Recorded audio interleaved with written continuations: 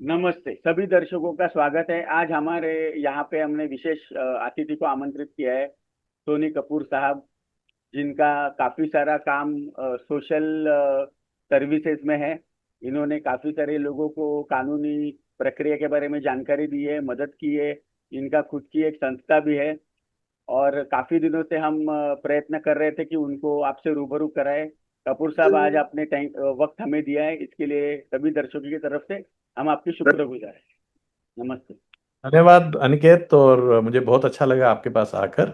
और जैसा कि आपने कहा कि आपने ये नया चैनल शुरू किया, तो आप मुझे आमंत्रित किया, इसके लिए बहुत बहुत धन्यवाद। कपूर साहब, ये कानूनी पेच अभी आपको तो सब पता है, आपका खुद का एक बड़ा संघर्ष रहा है। मैं काफी सारे लोगों को पता भी होगा आपके संघर्ष के बारे में। पर मैं खुद चाहता हूँ कि आप थोड़े उसके बारे में बताएं। क्या होता है कि मर्दों का मर्द एक्चुअली पिस जाता है कभी चारों दिशाओं से। तो आपके कुछ शब्दों से उनको भी प्रेरणा मिले कि आप भी उसी कार्यक्रम से निकले, उसी चैनल से निकले, तो उनको भी लगेगा हाँ बाबा, हम अकेले नहीं है, हम हमसे भी पहले कोई तो इससे गुजर चुके। देखिए अनिकेत, जिंदगी जो है हमेशा आगे चलती है, हम्म। कभी पीछे नहीं जाती है। 2008 में मेरे ऊपर एक दहेज का मुकदमा, झूठा दहेज का मुकदमा 498 ए जो उससे कहते थे, अभी उसका चेंज हो गया, नोमेनक्लेचर 85 86 बीएनएस हो गया है। वो लगा था। मेरी उस समय जो मेरी वाइफ थी, वो मेरे बेटे को लेकर अपने मायके भाग गई थी, सारा सामान वगैरह लेकर इत्यादि। और उसने वहां जाकर मेरे ऊपर एक झूठा दहेज का मुकदमा दायर कर दिया। आ, इसके साथ दहेज का मुकदमा अकेला आता नहीं है, आपको भी पता है। तो उसके साथ डोमेस्टिक वायलेंस, मेंटेनेंस, ये सारे मुकदमे भी थे, और मेरी तरफ से मैंने चाइल्ड कस्टडी फाइल किया था। मुझे सबसे ज्यादा इच्छा, या इस फाइट के अंदर सबसे ज्यादा जरूरत, या सबसे ज्यादा इच्छा, या सबसे ज्यादा मोह मेरे बेटे के साथ था, जिसके लिए मैंने फाइट किया। उस समय मैं जिससे भी मिलता था, तो सभी लोग कहते थे कि बच्चे की कस्टडी फादर को नहीं मिल सकती। उसी के चलते मैंने अपने प्रयास खुद किए। मैंने पढ़ना शुरू किया, और बाद में मेरा इंटरेस्ट इतना पैदा हो गया कि मैंने लॉ भी ज्वाइन कर ली। अ, अंततः 2012 में मुझे बच्चे की कस्टडी भी मिली, मैं 498 से बरी भी हुआ। डाइवोर्स भी हमारा हो गया, पर डाइवोर्स हमारा म्यूचुअल सेटलमेंट पे हुआ। पर इसके अलावा उस समय तक मेरी वाइफ को पहले 2 महीने के अलावा कभी मेंटेनेंस नहीं मिली। इसमें काफ़ी हिस्सा मैंने पार्टी इन पर्सन भी फाइट किया, काफ़ी हिस्सा जो है उसके लिए, कुछ हिस्से के लिए मेरे पास एक अच्छे क्रिमिनल लॉयर भी थे मेरे साथ। उसके बाद 2008 से ही मैं एक संस्था से जुड़ा हुआ था, जो मेंस राइट के लिए काम करती थी। और बड़े ही उस समय इंटरनेट इतना ज़्यादा पॉपुलर नहीं था, खासतौर पे ये सुविधाएं जैसे वीसी वगैरह की सुविधाएं इतनी उपलब्ध नहीं थी। तो उनकी मीटिंग्स होती थी हर एक शहर में। दिल्ली के अंदर मीटिंग होती थी, तो मैं उस मीटिंग में जाया करता था। तो मैंने देखा कि लोग एक दूसरे को इमोशनल सपोर्ट तो कर पा रहे हैं, पर लीगल हेल्प नहीं कर पा रहे हैं। तो उस के चलते मैंने एक और एनजीओ सहोदर के नाम से गठित की, जिसमें हम प्योरली फ्री लीगल एडवाइस देते हैं।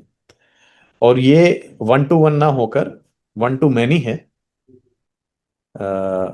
इसमें हमारे व्हाट्सएप ग्रुप्स हैं, इसके अलावा एक वेबसाइट है, मेरी अपनी पर्सनल वेबसाइट है।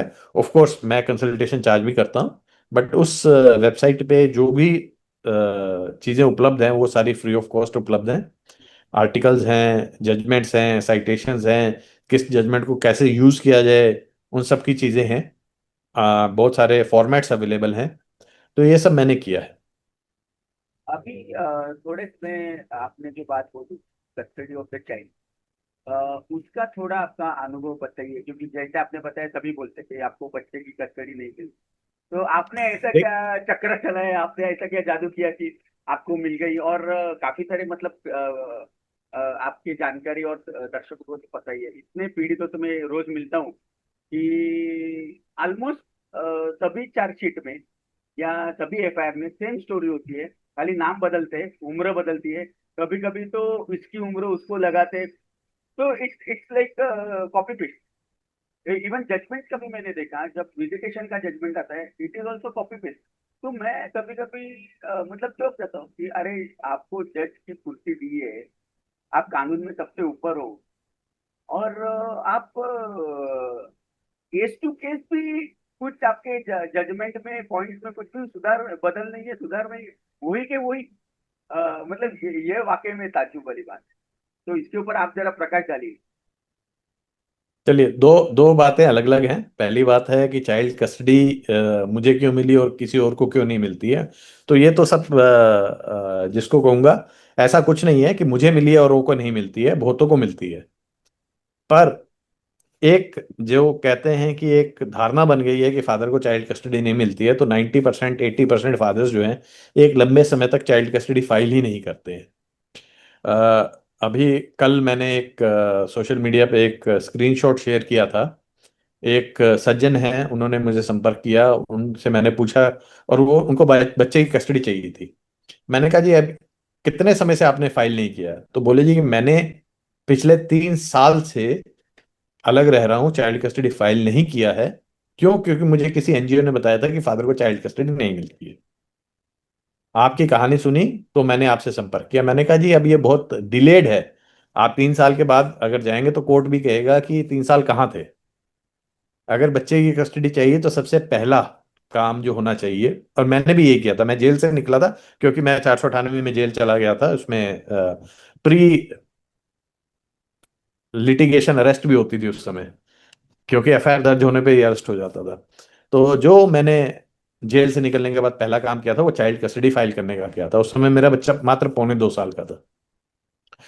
Welfare of the child sole concept है चाइल्ड कस्टडी में। अगर आपको बच्चे की कस्टडी चाहिए तो यथाशीघ्र आपको चाइल्ड कस्टडी फाइल करनी चाहिए। दूसरी बात आपने कही कि एफआईआर जो होती है वो कॉपी पेस्ट होती है, कई बार नाम भी गलत होते हैं, कई बार उम्र भी गलत होती है, कई बार चीजें भी गलत होती हैं। तो क्योंकि ये सब जो है 4-5 फॉर्मेट हैं, कश्मीर से लेकर कन्याकुमारी तक चल रहे हैं, ठीक है?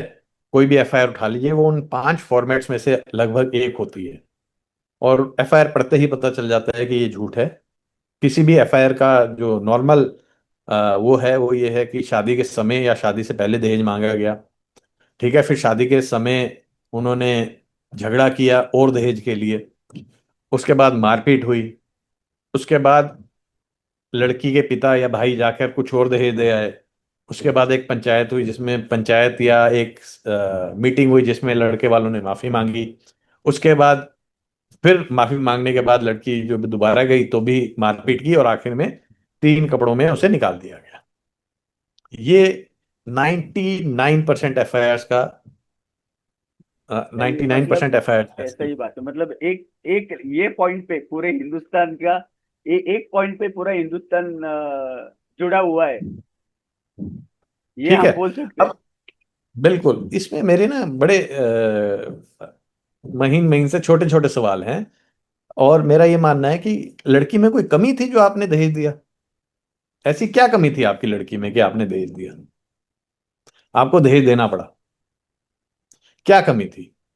जब लड़के वाले मांग रहे थे तो आप क्या शादी तोड़ नहीं सकते थे? बिल्कुल।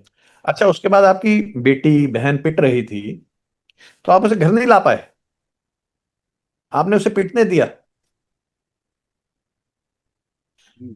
मेरे को ना ये लॉजिकली समझ नहीं आता है। सही कहीं बात है, भी आपकी बात बिल्कुल आपका सही है। बच्चा अगर स्कूल में भी उसको टीचर पीटता है ना, अगर उसको डांटता है, अगर उसको मारता है, तो पेरेंट्स पहुंच जाते हैं कि अ, हमारे बच्चों के साथ ये क्या हो रहा है। वो हमारा हम्म, दौर अलग था जब टीचर हमें डंडों से मारा करते थे, फुट्टों से मारते थे। वो दौर अलग था।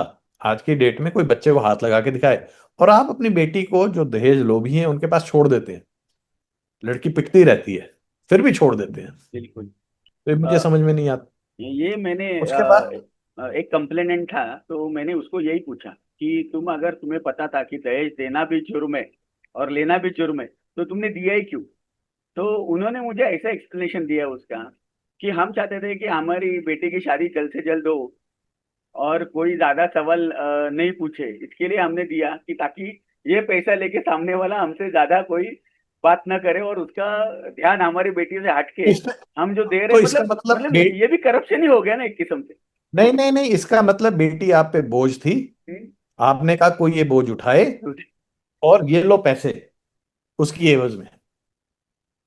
सही बात। आपके ऊपर, आपको लग रहा था ये बेटी जो मेरे घर में बैठी हुई है ये बोझ है, हम्म। ठीक है, आपको लग रहा था इसमें कुछ कमी है, इसे कोई ले नहीं जा रहा है अब मेरे घर से, मेरे घर में ये, मेरे लिए पेन है इसका घर में बैठना। एग्जैक्टली। और फिर यही मतलब हुआ ना हाँ, इसका। बात तो सही है या आपकी। इसका कोई और अर्थ भी आपको दिखाई दे रहा है इसमें? नहीं, सही बात है आपकी बिल्कुल। और ये मतलब मुझे काफी अजीब लगा और एक केस में उन्होंने क्या बोला मुझे, हम अगर पैसे देंगे तो वो हमारी बेटी को अच्छी तरह से रखेगा।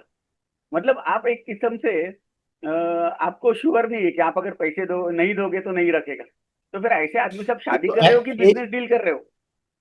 देखिए, हिंदुस्तान में ना 1,000 मर्दों पे 931 या 932 स्त्रियां हैं, ठीक है। हम्म। ऐसा नहीं है कि आपको टॉप 5% ही चाहिए। या तो वही वाली बात है ना, सुनते हैं किसी स्टेट के अंदर, बिहार के अंदर, झारखंड के अंदर, ये सुनते हैं कि आईएएस आईपीएस होता है तो हम्म। उसकी एक बोली लगती है। पर वो बोली सिर्फ इसलिए नहीं लगती है कि बेटी खुश रहेगी, वो बोली इसलिए लगती है कि उसके चलते जो उसके जितने साले हैं, जो आईपीएस के साले बनेंगे ना, उनके 50 काम हो जाएंगे। सही बात। वो पूरे परिवार को, वो शादी नहीं होती है, वो एक बिजनेस डील होती बिजनेस है, डील। राइट।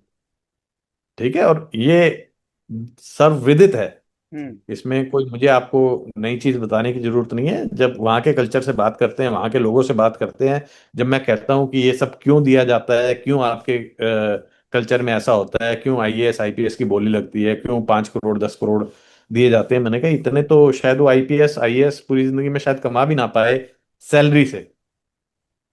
तो वो बताते हैं कि ये सैलरी से नहीं कमाना होता, उसके हम्म। चलते हमारा परिवार, अगर हमने किसी को बेटी दी है हमारे दामाद जी के चलते, दामाद जी कहते हैं वहां पे, हमारे दामाद जी के चलते हमारा परिवार पूरा जो है वो कई पुश्तों तक तर जाएगा। हाँ, एक्चुअली मतलब बिजनेस ही हो गया वो एक किस्म तो अगर वो बिजनेस डील है से।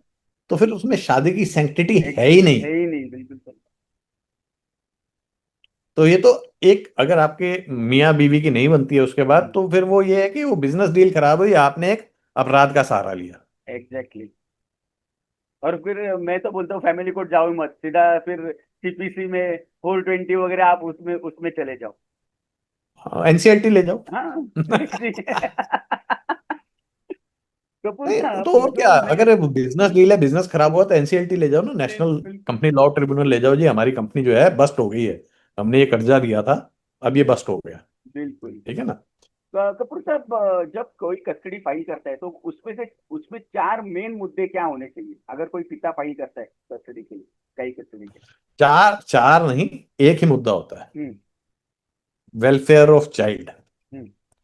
कि कैसे बच्चे का वेलफेयर मेरे पास है, कैसे मेरी लाइन ज्यादा लंबी है उसकी लाइन से। ओके।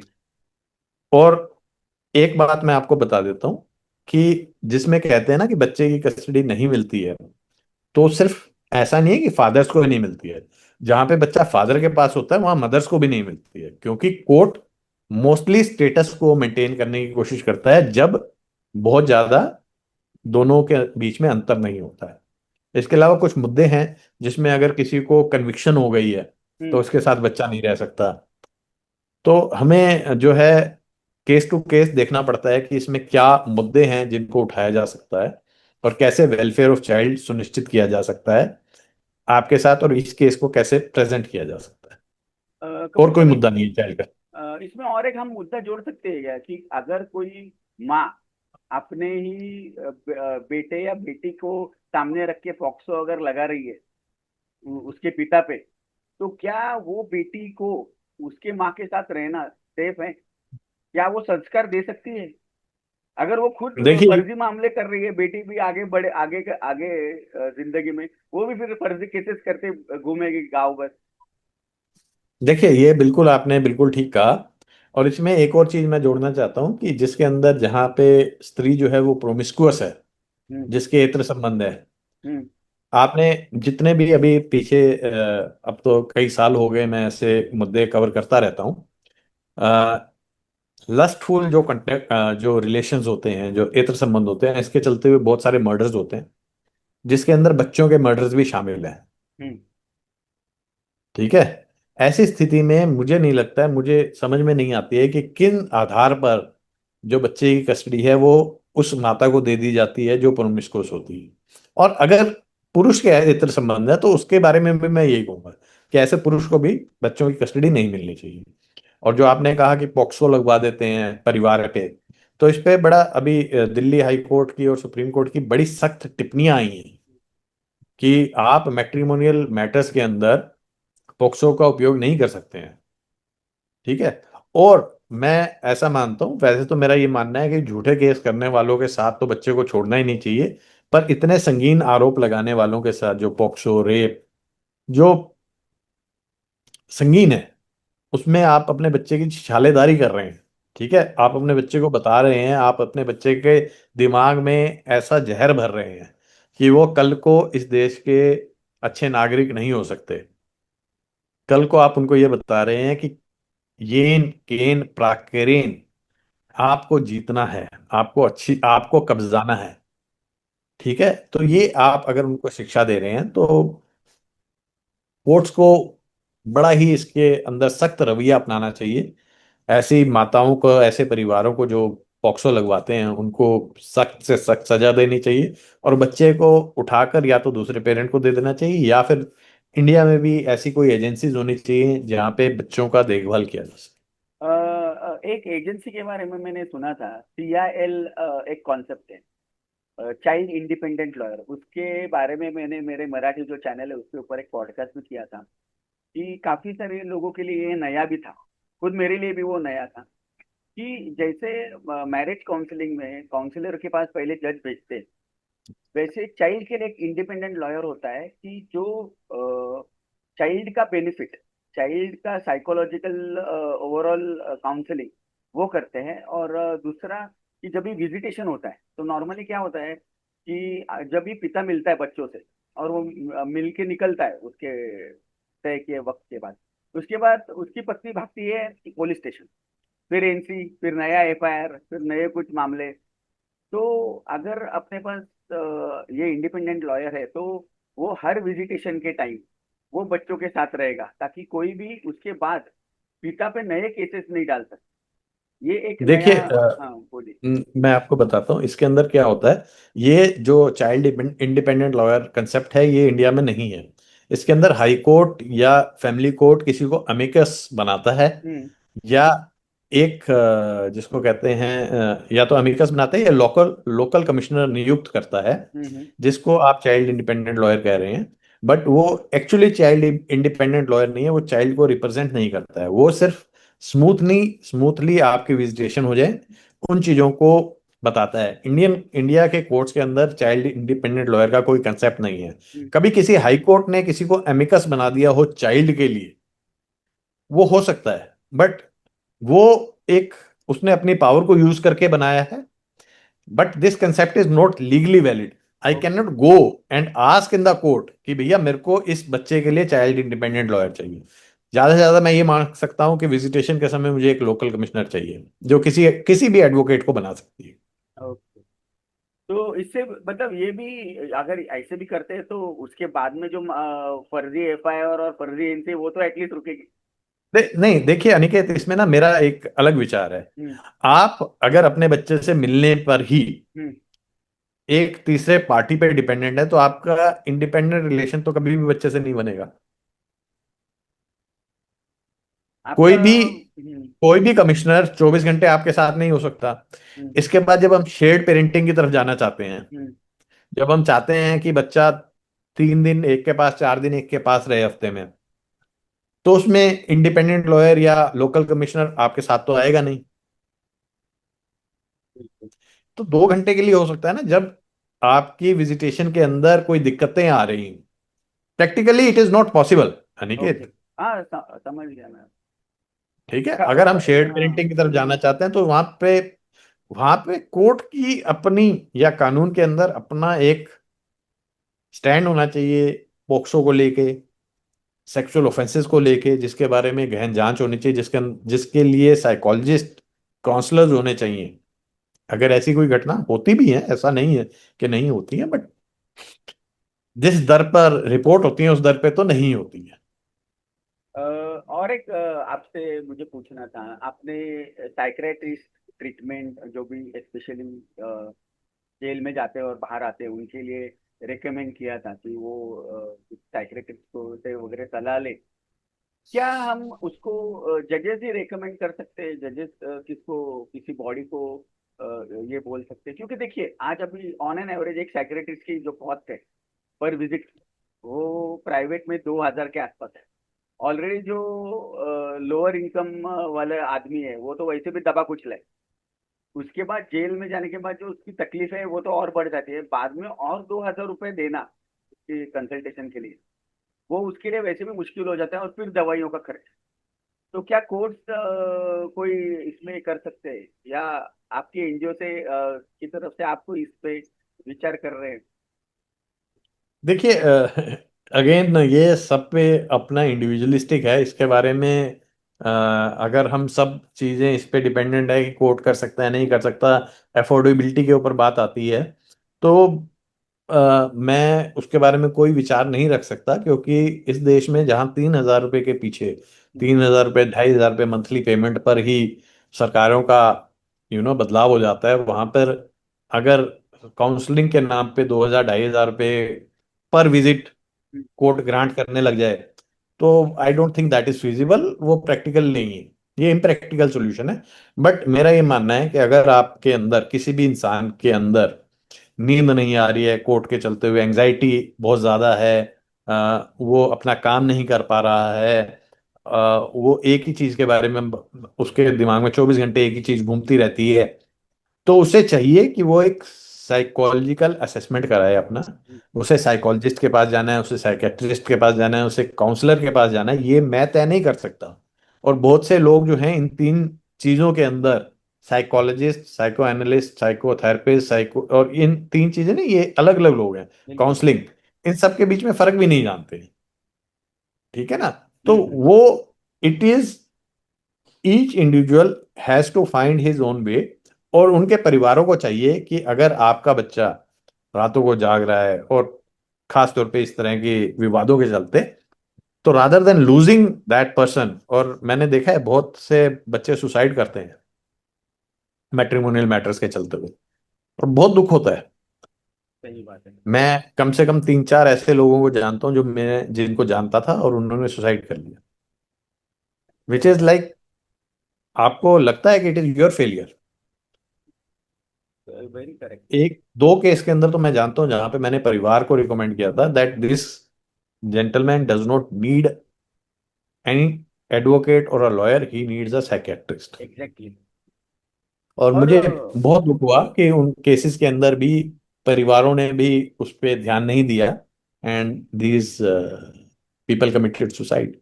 बेसिकली सर इसमें और एक क्या है, एक तो सोशल स्ट्रक्चर जो, और second is lifestyle, third is awareness. अभी जबकि एक आदमी जिसके ऊपर फर्जी मामले होते हैं वो वैसे ही आइसोलेट हो जाता है, जो उसके कल तक जो उसके सब दोस्त थे वो अपने अपने उससे रिश्ते काट देते हैं या उससे दूरी बनाते हैं। ये सबसे बड़ा मेंटल ट्रॉमा यही होता है। और जब आप मेंटली अनस्टेबल होते हैं आप डिसीजन नहीं ले पाते हो। फिर दूसरा तो वकीलों का चक्कर है, वो तो आपको पता है कि आपको अगर अच्छा वकील मिला तो वो आपकी आपका नसीब ही है। अदरवाइज बहुत सारे मामलों में वकील भी आपको मिसगाइड ही करता है। तो देखिए, ये सब चीजें जब हम बात करते हैं, और मैं अक्सर लोगों से ये सुनता हूं, और मेरा ना इसमें एक अलग ही व्यू है। बहुत से लोग कहते हैं जी वकील बिक जाता है। मैंने कहा इतना ही आसान है तो सामने वाले का खरीद लो यार। अगर सारे वकील साहब बिक ही रहे हैं, तो आप अपने के बिकने का क्यों इंतजार करते हो, सामने वाले का खरीद लो। बिल्कुल। मैं ये नहीं कह रहा हूं कि वकील नहीं सामने वाले से कल्यूड करते हैं, बट जिस तर्ज पे कहा जाता है कि अगर मैं केस में मेरे कोई भी एडवर्स ओपिनियन आया, एडवर्स डिसीजन आया, तो मेरा जो वकील था वो कॉम्प्रोमाइज था। ऐसा नहीं होता है। अगर ऐसा होता तो उस वकील साहब की वकालत कब की खत्म हो चुकी होती। बाकी वकील, जज, पॉलिटिशियन सारे इस सोसाइटी से आते हैं। अगर ये सोसाइटी वीक है तो वकील साहब भी वीक होंगे, जज साहब भी वीक होंगे, और पॉलिटिशियन भी वीक होगा। आपके जो वकील होते हैं नॉर्मली उनका काम होता है आपके लिए लड़ना। बट एक मैंने खास बात देखी है मेंस राइट मूवमेंट में, और इसके ये जो मैं कहूंगा एक कमी है उसमें, कि उन्होंने लोगों को केस में अपनी एडवर्सी एडवर्सियल रिलेशनशिप जो है, जो वाइफ है उसको फोकस ना रख के आपने वकील से लड़ना सिखा दिया। आपने पॉलिटिशियन के बारे में कर दिया, आपने पुलिस वाले बना दिए। आप सबसे लड़ते हो। लोग आते हैं वो चिट्ठियों पे चिट्ठियां लिख रहे हैं, क्यों लिख रहे हैं जी? मैं इस पुलिस वाले की कंप्लेंट कर रहा हूँ, ये कर रहा हूँ, वो कर रहा हूँ, वो कर। मैं जी आपने केस, आपके केस का क्या हुआ? आपने चाइल्ड कस्टडी फाइल की? नहीं, मैं तो आजकल बिजी हूँ क्योंकि मैं आरटीआई एक्टिविज्म कर रहा हूँ। और फिर आके कहते हो जी बच्चे की कस्टडी नहीं मिली। अपना रिप्लाई फाइल किया नहीं, ओके, तो मतलब जज की कंप्लेंट आपका को। आपके हिसाब से जिसके मामले चल रहे हैं उसको पहले अपने केस के ऊपर फोकस पहले रखना अपनी, चाहिए। पहले देखिए जी आपके, मैं कह रहा हूं अगर आपका मुकाबला, आपका कंपटीशन बच्चे के लिए अपनी वाइफ से है, तो उससे बेटर तो बन के दिखाओ। बिल्कुल। आपने जॉब छोड़ दी, हम्म, उसके बाद कहते हो जी बच्चा मेरे को दे दो।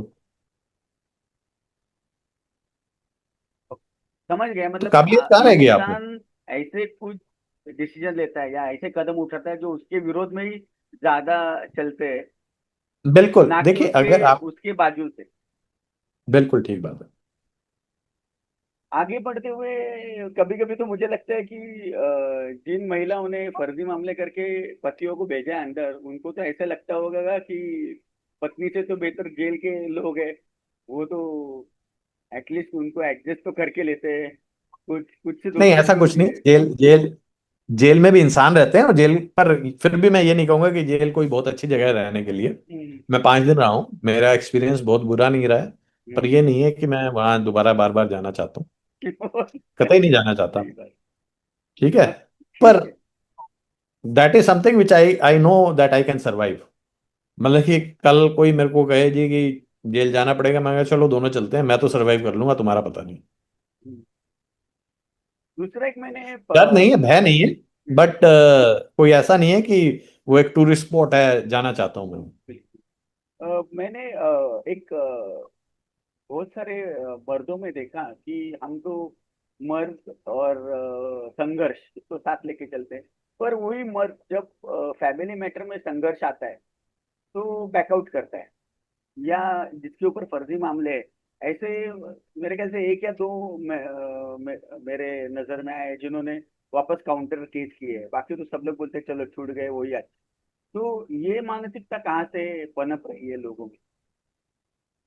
लड़ना क्यों नहीं इस चाहते? बारे में देखिए, पहले तो काउंटर केसेस हर केस में पॉसिबल ही नहीं होते हैं। यू हैव टू असेस कि फलाने केस के अंदर कोई काउंटर केस फाइल हो भी सकता है या नहीं हो सकता। ऐसा नहीं है कि हर केस में फाइल हो ही सकता है। और ये जो एक ढर्रा बना हुआ है कि मेरे को फॉर्मेट दे दो, इस कंप्लेंट का फॉर्मेट दे दो, उस कंप्लेंट का फॉर्मेट दे दो। ऐसे नहीं, ऐसे मेंस राइट में फाइट नहीं होते, ऐसे मुकदमे फाइट नहीं किए जाते। मैंने कभी एक एग्जांपल दिया था। मेरा केस सोनीपत चल रहा था। तो मैंने जो एक टैक्स इवेजन पिटीशन फाइल की थी, उसमें मेरे ससुर पे एक्शन भी हुआ। तो क्योंकि मैं बहुत बार इनकम टैक्स ऑफिस सोनीपत गया उसके चलते हुए, तो एक बार मैं गया, बहुत से लोगों ने, और जब मेरे मेरे को कुछ सक्सेस मिली तो हजारों लोगों ने मेरी पिटीशन को कॉपी करके अपने फैमिली मेंबर्स पे, अपने इन लॉज पे केसेस फाइल किए, टैक्स एविजन पिटीशन फाइल की। मुझे याद है मैं एक बार गया तो उन्होंने मेरे को कहा कि ये आपने शायद फॉर्मेट दिया होगा इस आदमी को, पर मैं इसकी मदद नहीं कर सकता। ये मेरे को एडिशनल कमिश्नर ने कहा था वहां पे। मैं जी क्यों नहीं कर सकते? कहते ये केस जो है चेन्नई का है और इसने भेज दिया सोनीपत। तो अगर आपने फॉर्मेट लिया है, जैसे हम लड़कियों के लिए कहते हैं कि ऊपर से नीचे जब उन्होंने चेंज नहीं किया, प्रॉपर नाम तक चेंज नहीं होते हैं, तो ऐसे ही जब आप फॉर्मेट कहीं से उठाते हो, आपको ये भी नहीं पता है आपने भेजने कहाँ है, आप उसे गलत जगह पे भेज रहे हो, उसके बाद कह रहे हो एक्शन नहीं हो रहा है। तो कोई भी केस, कोई भी पिटीशन, कोई भी एप्लीकेशन फाइल करने से पहले कम से कम ये तो पता होना चाहिए कि मुझे फाइल कहाँ करनी है। सिर्फ फॉर्मेट उठाकर एक चिट्ठी भेज देना, एक आरटीए का फॉर्मेट उठा के आरटीए लगा देना, अरे आपके केस में ये था या नहीं था, जो उसके केस में हुआ। एक एक किसी की केस में सक्सेस मिलती है तो सब लोगों को सिर्फ उसका फॉर्मेट चाहिए। मेरे केस में ये फिट है, नहीं है, मायने नहीं रखता है उसके लिए। मतलब लोगों को पहले खुद की केस अच्छी तरह उसका अभ्यास करके, उसका नियोजन करके, फिर ही जो एक्शन लेना है वो लेंगे, तभी उनको सक्सेस मिलेगी। बिल्कुल। अनलेस आपको अपने केस के फैक्ट्स मालूम नहीं है, आपने नेसेसरी एक्शंस लिए नहीं है, बस आपको एक फॉर्मेट चाहिए हम्म, क्योंकि मेरे को एक चिट्ठी शूट चिट्ठी करनी है पे। और मेरे को लगता है कि मैंने बहुत काम कर लिया, अब तो मेरे को अपने आप जो है निजात मिल जानी चाहिए। कपूर साहब, आपको क्या लगता है, अगर पुरुष आयोग आया तो उससे वाकई कुछ आम मर्दों की जिंदगी में फर्क होगा, या पीड़ितों की जिंदगी में कुछ फर्क होगा? देखिए, अगर पुरुष आयोग बना तो कम से कम ये तो नहीं होने वाला है कि जितने भी पुरुषों पे मुकदमे हैं वो सब लड़ने लगेगा। अगर पुरुष आयोग बना तो उसका सबसे पहला काम ये होना चाहिए कि जितने मुकदमे हैं उसके बारे में एक देखा जाए कि कितने झूठे हैं, कितने सच्चे हैं, किन वजहों से पुरुषों के ऊपर इस तरह के झूठे मुकदमे हो रहे हैं। मैं आपको एक एग्जांपल देता हूँ। मैंने आरटीआई लगाई थी रेप केसेस में, और मेरी आरटीआई से पता चला लगभग 40% स्त्रियां रेप केस फाइल करने के बाद दिल्ली के अंदर रिजाइल कर जाती हैं। रिजाइल कर जाती है मतलब कि वो कहती हैं जी मेरे साथ ऐसी कोई घटना नहीं हुई। केस करने के बाद जिसमें पुरुष अरेस्ट होता है, जिसके अंदर उसकी बेल होती है, जिसके अंदर उसका पूरा मुकदमा चल रहा है, फिर लड़की एविडेंस पे आती है और कहती है मेरे साथ ऐसी कोई घटना नहीं हुई। 40% केसेस के अंदर ऐसा होता है।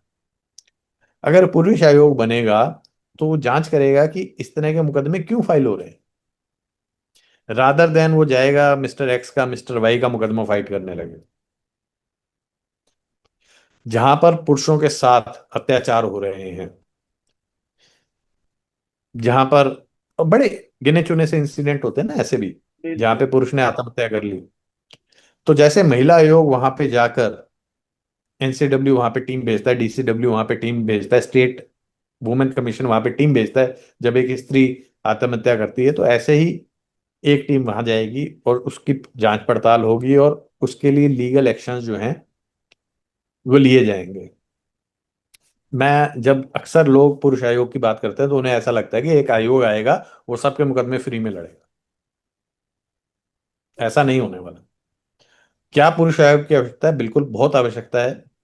जिस तरह से कानूनों को एक तरफा कानून बनाए जा रहे हैं, एक तरफा कानून बन रहे हैं, एक बैलेंस बनाने के लिए एक बॉडी चाहिए जिसके पास फंड्स हो, जिसके पास मैन पावर हो, जो इसके बारे में रिसर्च कर सके और जो ये सुनिश्चित कर सके कि आगे आने वाले कानून एक तरफा ना हो और जो कानून बने हुए हैं उसके अंदर क्या सुधार किया जा सकता है। तो अभी ये जो अभी के जो लॉ मेकर्स हैं, क्या वो उतनी शिद्दत से वो काम नहीं कर रहे, इसके लिए ये हो रहा है? लॉ मेकर्स के पास टाइम कहाँ है? अरे ये कौन सा तो लॉ यही मेकर तो यही कानून तो पढ़ता सबसे है? बड़ी दिक्कत है। आम नहीं, आदमी के लिए मेरे को आप उसके बताएं पास भी कौन सा टाइम लॉ नहीं है। मेकर कानून पढ़ता है। मैं पर्सनली 70 से अधिक एमपी से मिल चुका हूं। हम्म। मात्र दो ने, मात्र दो ने, हम्म। 70 में से दो ने हम्म। मुझे ये कहा कि हम कोई एक्शन इसके ऊपर सोचेंगे, लेंगे। और 70 में से लगभग 60 ने कहा कि हमें पता है ये समस्या है, पर हम इसके बारे में कुछ नहीं कर सकते क्योंकि हमें बहुत खतरा है वुमेन लॉबी से। बिल्कुल, ये सही बात आजकल तो विप पे काम होता है, है। विप आ गई है तो वोट करना है, कानून पढ़ना ना पढ़ना बेमानी। कपूर साहब, एक बताइए कि फिलहाल ये एक पॉडकास्ट में शिल्पा शिंदे, जो कि एक अभिनेत्री है, उन्होंने खुद बताया कि मैंने खुद कानून की जानकार होते हुए, विद्यार्थी होते हुए कानून का दुरुपयोग किया है। और इस सिस्टम से इस वजह से काफी सारा आउटरीच भी आया है सोशल मीडिया पे।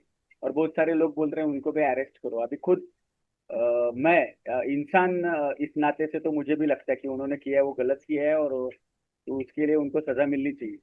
तो इसके ऊपर आपका क्या विचार है? और मेरा दूसरा जो सवाल था वो था जज अमन वर्मा पे, कि छोटे छोटे मामलों में सुप्रीम कोर्ट, हाई कोर्ट इतने बड़े बड़े बातें बोलती है, every Sinner has a future, ये वो किधर किधर लैटिन बिटिन फ्रेजेस इस्तेमाल करती है।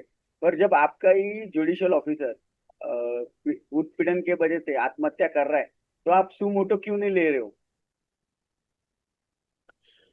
चलिए, दो अलग अलग मुद्दे हैं। शिल्पा शिंदे वाली बात करते हैं और फिर बात करते हैं जज अमन शर्मा की, अमन वर्मा की। हाँ, वर्मा तो जी। पहले शिल्पा शिंदे का जो पॉडकास्ट है, हम्म।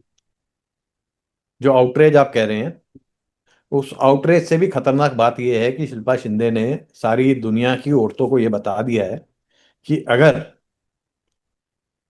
आपको कोई पेमेंट में आनाकानी कर रहा है, अगर कोई और विवाद है, तो आप बड़ी इजीली सेक्सुअल हरासमेंट का केस फाइल कर सकती हैं और इसको सेटल कर सकती हैं।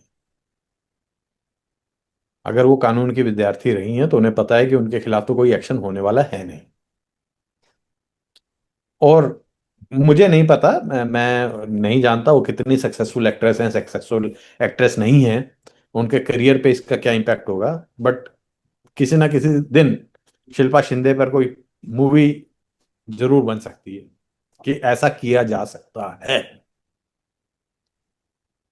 इस पे कोई आउटरेज जो है, आउटरेज हमारा है कि उसके खिलाफ एक्शन लो।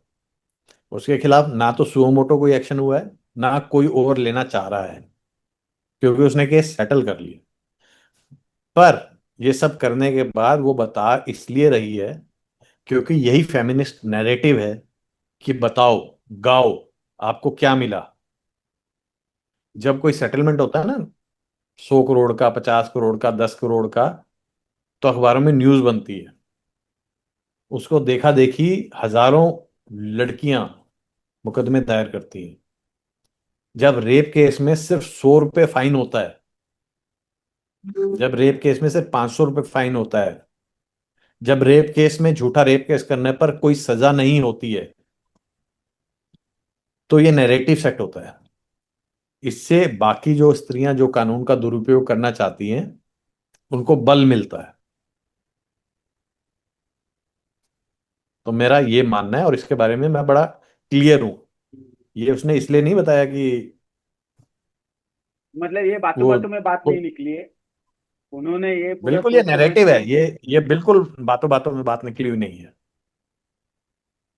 पर इससे तो फिर दूसरी एक बात, दिन चलिए इससे एक मेरे को एक और बात बताइए, इससे पहले शिल्पा शिंदा के कितने पॉडकास्ट आपने देखे थे? नहीं देखा मैंने, यही देखा, यही पहला देखा। जब पहला ही उसका पॉडकास्ट है और जिस पहले पॉडकास्ट में जो वो बात कर रही है, तो आपको नहीं लगता कि एक नैरेटिव सेट किया जा रहा है? राइट। डायरेक्टली सेट किया जा रहा है, सही बात है। पर ये अब रही काफी बात, अब डेंजरस भी है, सिस्टम के लिए भी, जुडिशियरी के लिए भी, आम आदमी के लिए भी। तो मतलब आप खुद को चमकाने के लिए पूरी सोसाइटी को आप तहस नहस भी हो जाए तो भी आपको कोई फर्क नहीं पड़ता, ऐसे ही उसका उसका कोई कोई फर्क मतलब नहीं पड़ता बिल्कुल। ना। अरे उन्हें कोई फर्क नहीं पड़ता, सोसाइटी को कोई फर्क नहीं पड़ता। मैं तो ऐसे ऐसे लोगों को जानता हूँ जो एक समय तक कहते रहते हैं कि जी अच्छा ये होता होगा, कहीं होता होगा, जब अपने परिवार पे बात आती है तो वो एक्टिविस्ट बन जाते हैं। उससे पहले वो सोए रहते हैं। अब जब जज अमन वर्मा की बात करते हैं, इस केस में जो लड़की है वो भी जज है, जो इसकी वाइफ है, और जो इसकी साली है वो आईएएस ऑफिसर है, जो मुझे पब्लिक पब्लिक, मतलब हाँ। मीडिया रिपोर्ट से पता चला। कोई एक्शन नहीं हुआ। पुलिस से पूछो या जुडिशरी से, मेरे दो चार जजेस जो दोस्त हैं, रिश्तेदार हैं, उनसे बात करो तो वो कहते हैं जी कि कोई कानून में प्रोविजन ही नहीं है कि मर्द के सुसाइड पे एक एफआईआर की जाए। और अगर हो भी जाएगी तो इसे एंटिसिपेटरी बेल आसानी से मिल जाएगी। बहुत से जजेस बहुत से जजेस प्राइवेटली ये बताते हैं कि उन्हें डर लगता है अपने महिला स्टाफ से। एक दिल्ली में एक एसएचओ साहब ने बोर्ड लगाया हुआ था कि मेरे कमरे में कोई महिला अकेले नहीं आई। बहुत से आईएएस ऑफिसर्स को मैं जानता हूं, बहुत से आईपीएस ऑफिसर्स को मैं जानता हूं, बहुत से बड़े आला अधिकारियों को मैं जानता हूं जिन्होंने अपने ऑफिसेज के अंदर कैमरे लगा रखे हैं इस भय से कि उनके ऊपर कोई झूठा सेक्सुअल हरासमेंट का केस ना हो। पर उन्हें बोलो कि कानून में परिवर्तन के लिए, कानून में बदलाव के लिए, कानून में कुछ इक्वेलिटी के लिए आप बात करें तो वो चुप हो जाते हैं। हर कोई अपनी सीट बचाना चाहता है, अपने आप को बचाना चाहता है, बस इससे ज्यादा कुछ नहीं। तो फिर चेंज आना मुश्किल है, क्योंकि अगर चेंज लाना है तो सबको एक साथ इकट्ठे कुछ तो करना पड़ेगा। अगर यही अप्रोच देखिए, रहा चेंज तो। लाना, चेंज, अब कुछ हैं हम जैसे सिर्फ सिर्फ सिर्फ फिरे लोग जो फिर भी लगे हुए हैं, जिन्हें फिर भी उम्मीद है कि कभी तो कोई कुंभकर्ण नींद से जागेगा। सही बात है कपूर साहब, आपने तो मुझे झंझोड़ दिया ये सब क्योंकि अगर लोग आगे नहीं अनिकेत आएंगे। अनिकेत अनिकेत, मैं आपसे एक छोटी सी बात करता हूँ, और मैं कईयों से ये बात कह चुका हूँ। जब तक आपके ऊपर ये मुकदमा नहीं हुआ था, आपको पता था ये कितनी बड़ी समस्या है? नहीं, नहीं पता था। अखबार में तो तब भी आता था। हाँ, आता था। और आपकी बात ये भी बिल्कुल सही है कि हमें इसकी तीव्रता पता नहीं थी। हम तो पेपर पढ़ के यही सोचते थे, अरे ये हो रहा है, ये गलत हो रहा है, और कोई तो आके इसको बदले। जो एक आम धारणा सोसाइटी कौन? में है ये है कि कोई तो आके हमें कौन? इसको बदले। और अभी मुझे ऐसा लग रहा है कौन? कि वो कोई तो शायद हम ही है, और हमने अपना अपना कार्यक्रम शुरू किया है। तो अगर अगर मैं इसमें साथ नहीं हूं, इस हम्म। लड़ाई में, या मैं इस लड़ाई को जैसे ही मेरी दूसरी शादी होती है छोड़ के चला जाता हूं, हम्म। तो ये कभी खत्म नहीं होगा। यकीन मानिए, आज मैंने ना मजाक में कहीं कहा कि मेरे 25,000 फॉलोअर्स हो गए हैं इंस्टाग्राम पे, पर जब मैं धरना देता हूँ तो 100 लोग नहीं आते। हम्म। आपको ये सोच सुन के हैरानी होगी कि मेरे को शायद एक हफ्ते में 100 मैसेजेस आ जाते हैं हेल्प के लिए। दिन के 15 से 20 लोग मेरे से मदद एक्सपेक्ट करते हैं, फोन पे, व्हाट्सएप पे, इंस्टाग्राम पे, फेसबुक पे, लिंक्डइन पे। पर जब मैं धरना करने के लिए उन सबको बुलाता हूँ ना, तो वो सारे बिजी होते हैं उसमें। नहीं, फिर इसके पीछे वजह क्या है, इसकी मनोवैज्ञानिक वजह क्या है? क्योंकि ये मनोवैज्ञानिक मतलब वजह खाली ये है। आपकी, ये काफी जो सब एनजीओ है सभी की यही तकलीफ है अभी। एक ने तो मुझे बोला एवरी मिनट भी receive a call, distress call. पर जब भी हम धरने पे बुलाते हैं तो 150 लोग ही आते हैं। तो क्या हाँ, तो क्यों? मतलब हाँ, तो आपको क्या लगता है क्योंकि इसकी वजह क्या है? इसकी वजह सिर्फ और सिर्फ ये है कि उन्हें लगता है कि उनकी फाइट कोई और लड़ेगा। हम 1000 साल तक गुलाम इसलिए रहे हम्म। क्योंकि भगत सिंह जैसे कुछ ही लोग थे, सुभाष जैसे कुछ ही लोग थे। बाकी सारे ये लोग जो थे वो कह रहे थे कोई और लड़ाई लड़ रहा है ना।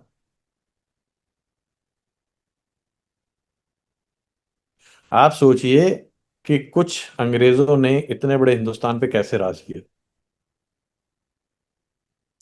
तो कुछ कानून, कुछ स्त्रियां जो इसका मिसयूज कर रही हैं, वो बाकी पुरुषों पे कैसे राज कर रही हैं, इसमें आपको उसका जवाब मिल जाएगा। तो जब तक आपके अंदर से ये आवाज नहीं आएगी कि मैं भी जाऊंगा, ये धरना भी इंपॉर्टेंट है,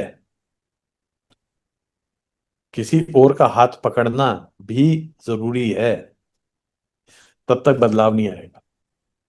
अ, या ऐसा है कि उनको ऐसा नहीं लगता है कि ये धरने से कुछ आगे होगा, इसके लिए वो नहीं जाते? कितने धरने करके देख लिए उन्होंने जब उन्हें लगता है कि धरने से कुछ नहीं होगा। सही बात है। ये भी मुद्दा आपका बिल्कुल सही है। कितने बिना करके देख लिए कि आपको बिल्कुल लगता है कुछ नहीं बिना होगा। लड़ाई आप आप कैसे हताश बता होकर सकते हो क्या नहीं, होने एक वाला है। मिनट, अगर आप हताश होकर बैठ गए तो फिर मेरे से मदद की उम्मीद भी मत करिए ना। आप तो हम्म, छोड़ दीजिए। आपने तो एकदम जबरदस्त मुद्दे उठाए हैं वाकई में। अब अगर आप दिल छोड़ के बैठ चुके हैं तो बैठ जाइए, कोई दिक्कत नहीं है। तो मतलब अगर हम इसके मूल में जाए तो बेसिकली आपके माइंड में ही आपके केस और आपकी लड़ाई के ढंग पे ही क्वेश्चन मार्क सर हम सब उदासीन हैं, है। हाँ। और हर कोई अपने अपने बारे में सोचता है। इसके अलावा हमारी कोई सोच नहीं है। किसी को बदलाव हो ना हो, उससे कोई फर्क नहीं पड़ता है। 99% people who comes in this moment, 99.9% of the people who come in this moment is looking for कि मेरी आजादी कब होगी, मेरा छुटकारा कब होगा। जिस दिन केस बंद होता है उसके बाद वो आना बंद कर देते हैं। और मेरे साथ तो बड़े अच्छे एक्सपीरियंसेस हुए ना। हम मीटिंग का मैसेज करते थे, जो भी आते थे लोग उनको एक मीटिंग का मैसेज करते थे। एक लड़के का केस खत्म हुआ तो उसका तुरंत मैसेज आया, my cases are over, please don't message me any more. तो बुरा भी बहुत लगता होगा एक ये सब नहीं, मुझे उसका बुरा नहीं लगा। हाँ 8 महीने बाद वो लड़का वापस आ गया मीटिंग में। हाँ। दूसरी शादी की थी, उसमें भी प्रॉब्लम आ गई। तो मेरा उससे एक बड़ा सवाल था, मैंने कहा कि यार मेरे को तुम्हारा ये मैसेज मिला था हम्म, और मुझे बहुत बुरा लगा था, हम्म। तो आज मैं तुम्हारी क्यों मदद करूं। तो ये आपका तो काम है मदद करना, आपने तो एनजीओ बनाई मदद करने के लिए है। मेरी कोई रिस्पॉन्सिबिलिटी थोड़ी ना है, आपकी रिस्पॉन्सिबिलिटी है मेरी मदद करना। तो अगर लोगों के दिमाग में ये भावना है ना कि मेरी रिस्पॉन्सिबिलिटी नहीं है, आप ही की रिस्पॉन्सिबिलिटी है मेरी मदद करना, मैं तो बैठा हूं, आप देने के लिए बैठे हो, मैं लेने के लिए बैठा हूं, तो उनका कुछ नहीं होने वाला। ये चौंकाने वाला है और मैं सभी लोगों को अपील करूंगा अगर आपका एटीट्यूड ऐसा है तो वाकई में कुछ फिर बड़ा होने की आप उम्मीद भी मत रखो। फिर आप यही सोचना कि आपके साथ जो हुआ है वो सही ही हुआ है। अगर आप खुद के लिए नहीं उतर सकते ना आपके दूसरे पीड़ितों के लिए आप नहीं बात कर सकते तो फिर मतलब ही क्या है। तो पर फिर ऐसे फिर कोई लोग मतलब ही हैं। नहीं है। और फिर जज ये कर रहा है, वकील ऐसा कर रहे हैं, सिस्टम ये कर रही है, आपको बोलने का कोई अधिकार ही नहीं है क्योंकि आप खुद क्या कर रहे हो। चलिए खैर, ऐसी तो बहुत सारी बातें हैं मेरे दिल में जिसके नहीं बारे में हम सर बात। बोलिए क्योंकि ये भी बात आनी चाहिए बाहर। वेयर वी आर लैकिंग, जब तक हमें पता नहीं है कि हमारे अंदर क्या गलत हो रहा है हम सही कैसे करेंगे। किसको ना किसको तो बोलना ही पड़ेगा।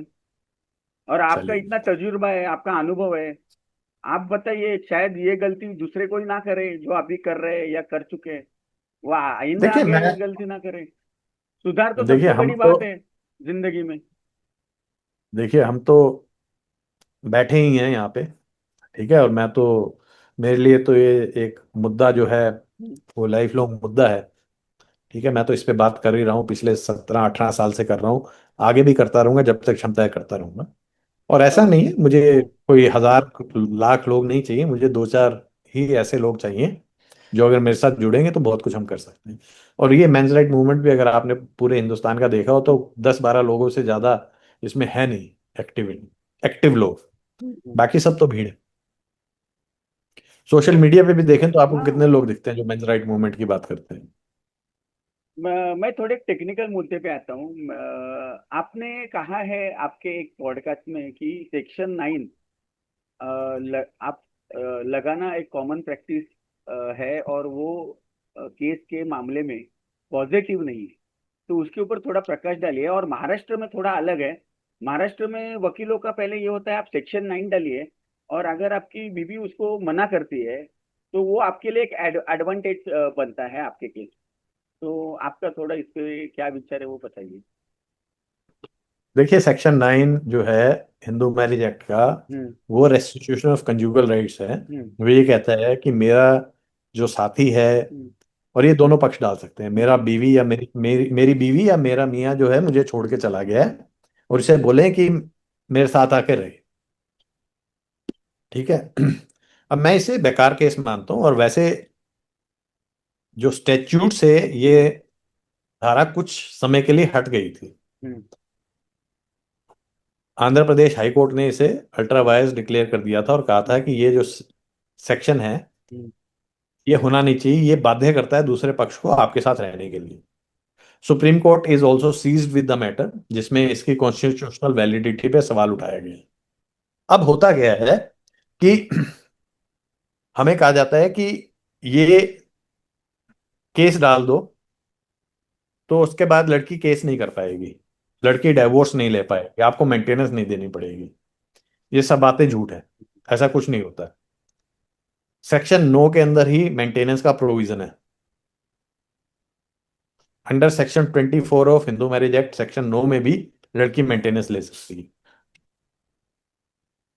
दूसरी बात, मैं ऐसी स्त्री को क्यों रखना चाहता हूं जो कि मेरे खिलाफ एक 498 का मुकदमा किए हुए है, जो मेरे खिलाफ डोमेस्टिक वायलेंस का मुकदमा किए हुए।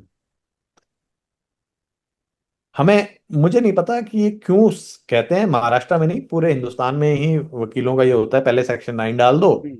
उसके बाद देखेंगे जी। तो बेसिकली मुझे इसके बारे में कोई भी रीजनिंग जो है वो वैलिड नहीं लगती है। अगर आपको लाना नहीं है तो क्यों डालना। और दूसरी बात, जब तक सेक्शन 9 पेंडिंग रहता है, आप उसके सारे कंडक्ट कंडोन कर रहे हैं, तभी तो आप लाना चाहते हैं। बिल्कुल। और एक आपको ऐसा लगता है कि जो ये प्रेसिडेंट सेट हो रहा है कि बाबा किसमें किसी महिला को 50 लाख रुपए मिले, फिर वो सुन के किसी और महिला ने 70 लाख की मांग की, तो ये धीरे धीरे ये बढ़ ही रहा है। और दूसरा, मैं दर्शकों को भी बोल दूं कि लॉ ऑफ कर्मा में मेरा खुद का बहुत विश्वास है। मैंने एक एग्जाम्पल ऐसे भी देखा है कि एक महिला को 50 लाख रुपए मिले, उसने 2 साल में सब इधर उधर उड़ा दिए, और वापस उसने अर्जी डाली है कि मुझे और पैसे चाहिए। अभी वो लकीली वो खाली हो गई है डिस्ट्रिक्ट कोर्ट में। पर मतलब ये गलत जगह से आए वो पैसा आखिर में गलत जगह ही पहुंचता है। आपका क्या विचार है? देखिए, मैं तो ये मानता हूं कि कितनी भी मेंटेनेंस कभी भी मिल जाए वो हम्म। सफिशिएंट नहीं है, अगर आदमी काम नहीं कर रहा है। मेंटेनेंस के बारे में मेरा तो विचार यही है कि मेंटेनेंस एज अ डोल देने की बजाय आपको या कोर्ट्स को ये चाहिए कि महिला के लिए किसी वोकेशनल ट्रेनिंग का, किसी प्रोफेशनल कोर्स के लिए फीस देने को बाध्य किया जाए पति को, ताकि 2 साल 4 साल में महिला सक्षम हो जाए पैसा हम्म। कमाने के लिए। और कितना भी पैसा मिल जाए, आज 25 लाख रुपया भी अगर किसी को मिल जाए तो उसका इंटरेस्ट क्या आएगा? 12,500 रुपया बैंक इंटरेस्ट। 15,000 रुपया, क्या वो सफिशियंट है? हो ही नहीं सकता। पर जिस हस्बैंड की इनकम 5 लाख 7 लाख रुपए सालाना है, 50,000 रुपये कमाने वाले से आप ज्यादा क्या ले लेंगे? उसके लिए तो 5 साल की इनकम दे रहा है वो। बिल्कुल। पर कपूर साहब, एक और मैंने इसमें देखा है कि बहुत बार जो मेंटेनेंस लगता है वो किसी एक प्रॉपर कैलकुलेशन के बिना लगता है। इंटरिम भी बहुत ज्यादा लगता है जिससे। डिस्क्रिशन है, डिस्क्रिशन है। पर फिर कोई मैथमेटिकल फॉर्मूला है नहीं और हो भी नहीं सकता। मैंने सुना है कुछ आया है, उसके बारे में भी जरा बताइए अगर आपकी जानकारी में है। मैंने सुना है कि मैक्सिमम 30% के अबव आप नहीं मेंटेनेंस लगा सकते। और महाराष्ट्र में मैं आपको ऐसे अनेक केसेस दिखा सकता हूँ कि पति की इनकम 50 लाख 50 हजार है और उसको 60 हजार का मेंटेनेंस लगा है, 20 हजार है और देखिए, मैं 30 हजार वही कह का रहा हूँ, मेंटेनेंस। ये ऐसा कोई कानून है नहीं, हम्म। ऐसा कहीं कानून में नहीं लिखा है कि इससे ज्यादा नहीं लगा सकते। किसी हम्म। जजमेंट का हवाला देते हुए कोई कह रहा हो कि ये जजमेंट में कहा गया है और ये पूरे हिंदुस्तान पे लागू है, तो वो गलत है। ऐसा होता ही नहीं है। तो ये सब जो है ना, हम्म। मैं वही कह रहा हूँ ना, क्योंकि हमने नेट पे कहीं पढ़ लिया है और हम आ गए हैं कि ऐसा हाँ, कानून बन गया। बन गए। तो ये गलत है। मतलब ये भी है कि जो नेट पे आता है उसको पहले आप क्रॉस चेक करें, क्या क्या वाकई में ऐसे कुछ आया है, और फिर ही वो फेक चीजें। न्यूज, फेक न्यूज जो है हम्म। वो मेंस राइट में भी बहुत घूमती है। अभी थोड़ा मैं समाज कल्याण मंत्रालय की तरफ जाता हूँ। एक तो समाज कल्याण मंत्रालय खुद बनाया हुआ है समाज के कल्याण के लिए। पर क्या उनको ये भी नहीं पता है कि ये फेमिनिस्ट तो उनके समाज कल्याण की धज्जियां उड़ा रहे, पूरे सब सुरुंग लगा दिया है चारों बाजू से, उनका किला ढह गया है, फिर भी समाज कल्याण मंत्रालय अभी भी कुछ समाज का कल्याण नहीं करते हुए दिख रहा है। मेरा इस बारे में, मेरे को तो उनका मैंडेट भी नहीं पता, तो मैं इस बारे में कोई विचार नहीं रखता हूँ।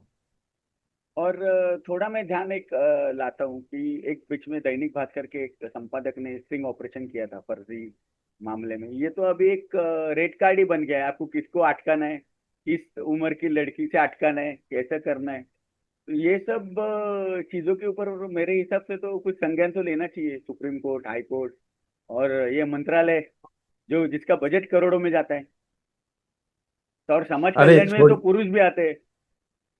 मैंने एक पीआईएल दायर की थी दिल्ली हाई कोर्ट के अंदर, हम्म। और उसमें मैंने ये बताया था कि ये स्त्रियां हैं, इनका इन्होंने इतने मल्टीपल मुकदमे फाइल किए हुए हैं, हम्म। और दिल्ली पुलिस को ताकीद की जाए हम्म। कि उनका आधार कार्ड लिया जाए, हम्म। या कोई आइडेंटिफायर लिया जाए जिससे पता चल सके कि एक स्त्री ने कितने मुकदमे दायर किए हुए हैं। मेरी पीआईएल रिजेक्ट हो गई है। तो आपको लगता है कि एक स्टिंग से कोई फर्क पड़ने वाला अरे है? ये तो या तो मतलब ऐसी एक पीएल एक अगर। सेकंड, पूरी पूरी बात सुन लीजिए आप। हाँ।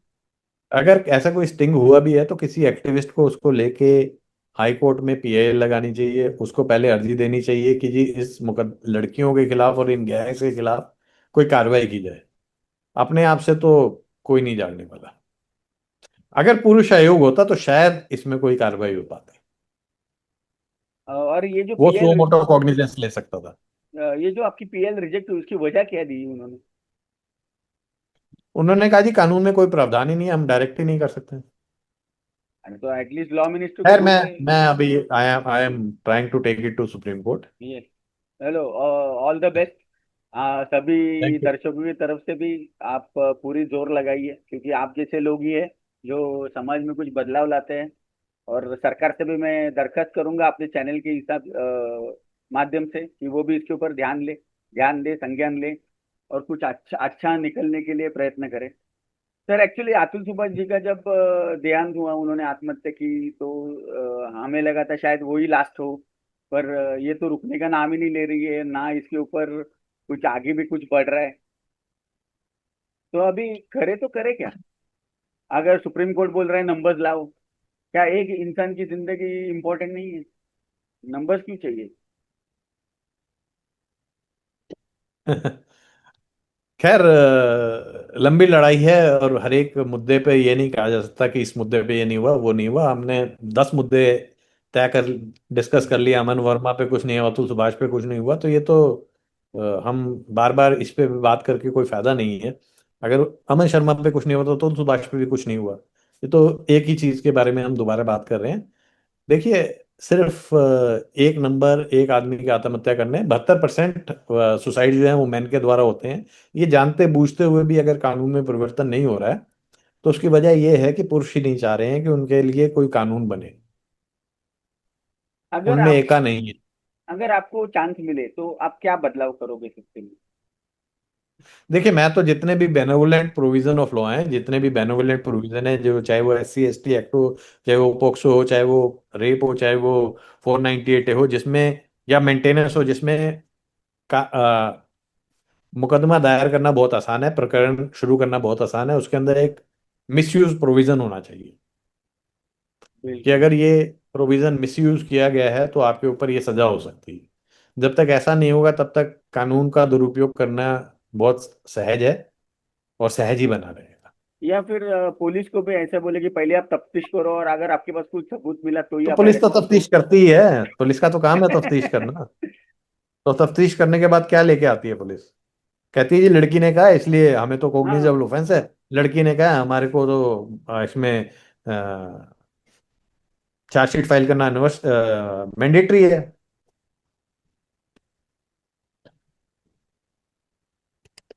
तो मैं मेरे हिसाब से थोड़ा पुलिस को भी संवेदनशील होना चाहिए, कानून को भी संवेदनशील होना चाहिए। एक जो मुद्दा अपना बचा वो तो त्रिशा केस के बारे में था, जिसके ऊपर आपका मुझे विचार पता करना था। देखिए, त्विषा के केस में तीन माताओं की कहानी है ये। हम्म।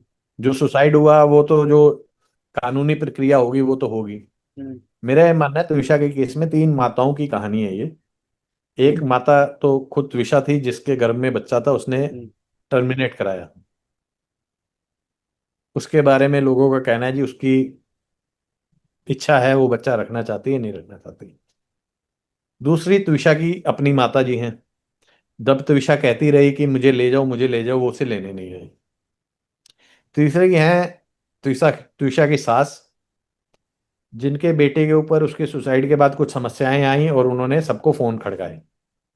जिनका क्राइम ये बताया जाता है कि उन्होंने सारे अधिकारियों से बात की।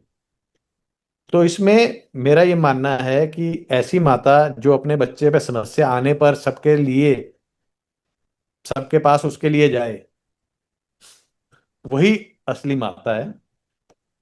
बाकी तो अगर मेरे बच्चे पे समस्या आएगी, मैं भी हर दरवाजा खटखटाऊंगा हम्म। जो खटखटा सकता हूंगा। कभी भी ये सवाल नहीं हुआ कि त्विषा की माता को जब उसकी समस्या का पता था और वो बार बार कह रही थी मुझे ले जाओ, तो वो लेके क्यों नहीं गई। कभी ये सवाल नहीं हुआ कि त्विषा ने मेडिकल टर्मिनेशन ऑफ प्रेगनेंसी क्यों कराई। हम्म। एक ही सवाल है, गिरिबाला ने एक प्रेस कॉन्फ्रेंस की, गिरिबाला ने जो है जजेस को फोन किया, गिरिबाला ने डीजीपी को फोन किया, गिरिबाला ने फलाने को फोन किया। अरे वो उसके लोग हैं जिनको वो जानती है, उन्हीं को तो फोन करेगी, और किसको करेगी। सही बात। चलिए खैर, इसके बारे में भी बहुत बातें हो चुकी हैं। अब जब कोई नया फैक्ट सामने आएगा तो उसके बारे में भी बात करें। जरूर जरूर। और आप जो नए लॉयर्स है या नए लोग प्रैक्टिस में आ रहे हैं उनको आप क्या संदेश देना चाहोगे?